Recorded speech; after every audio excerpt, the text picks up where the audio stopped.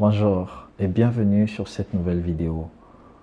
Aujourd'hui, nous allons voir ensemble 5 secrets pour entendre la voix de Dieu. Je répète, 5 secrets pour entendre la voix de Dieu. Le secret numéro 1 pour pouvoir entendre la voix de Dieu, c'est déjà de croire que Dieu existe. Si tu ne crois pas que Dieu existe, c'est totalement impossible d'entendre sa voix. Il y a des gens qui ne croient pas en l'existence de Dieu. Et c'est donc impossible pour ces personnes-là de croire ou d'entendre quelque chose qui n'existe pas. C'est totalement logique.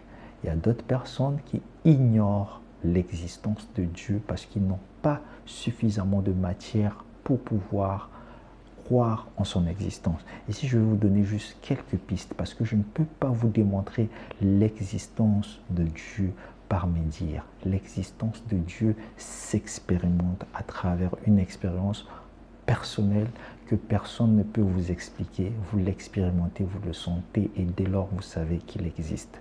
Alors si vous êtes ignorant de ce fait, je vais vous donner un petit exemple qui peut vous pousser à réfléchir sur cette existence-là.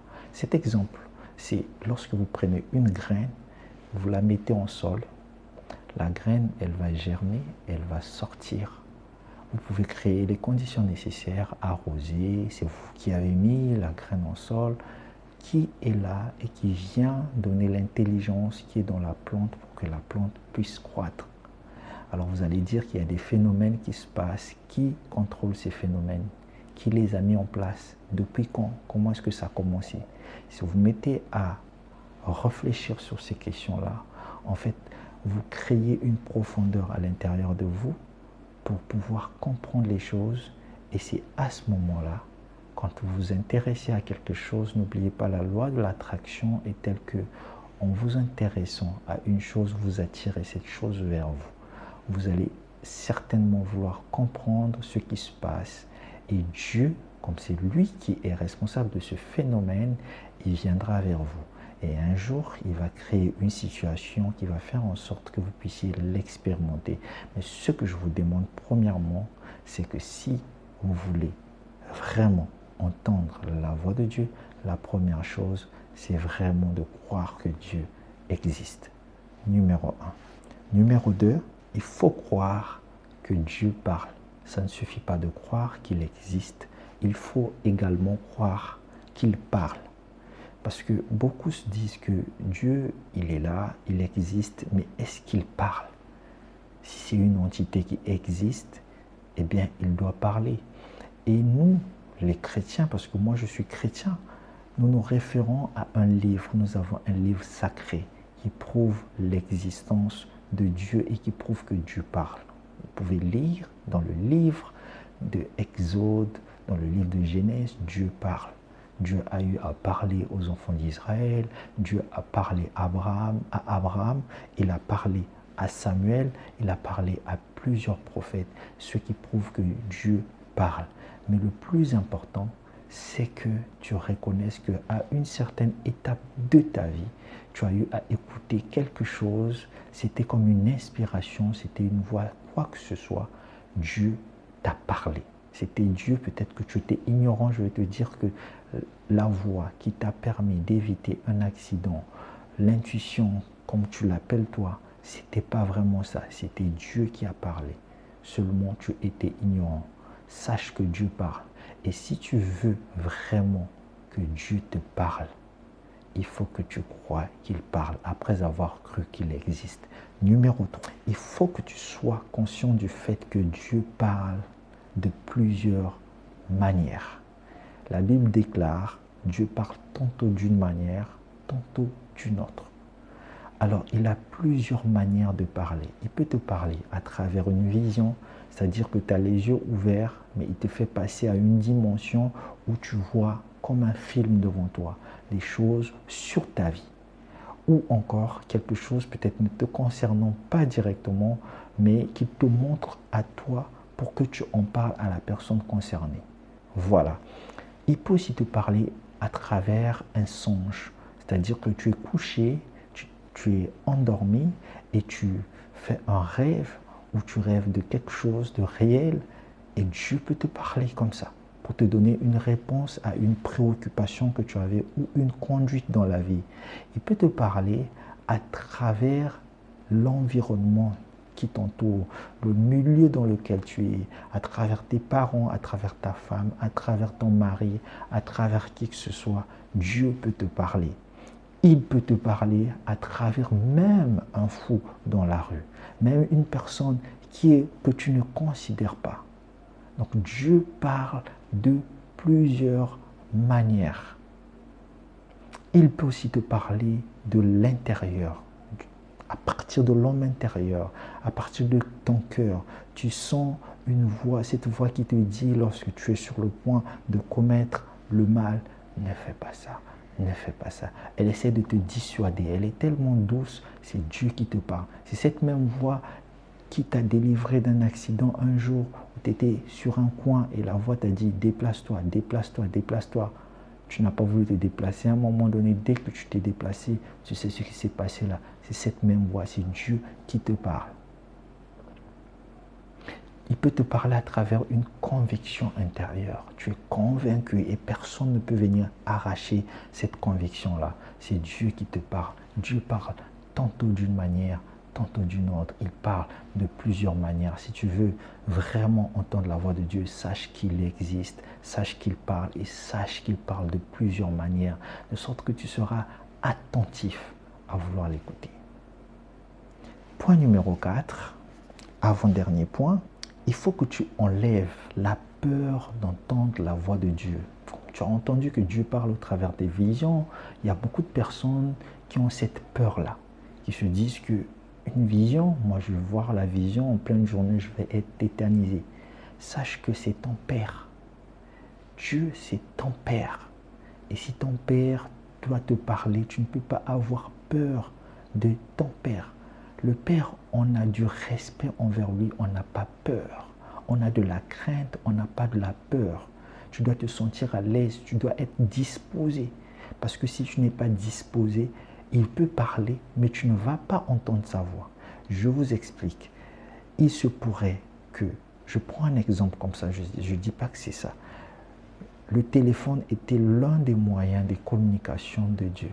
Si Dieu t'appelle par ton téléphone et que toi, pendant qu'il t'appelle, tu es en cuisine, ton téléphone est au salon. Là, je fais une big dédicace aux femmes.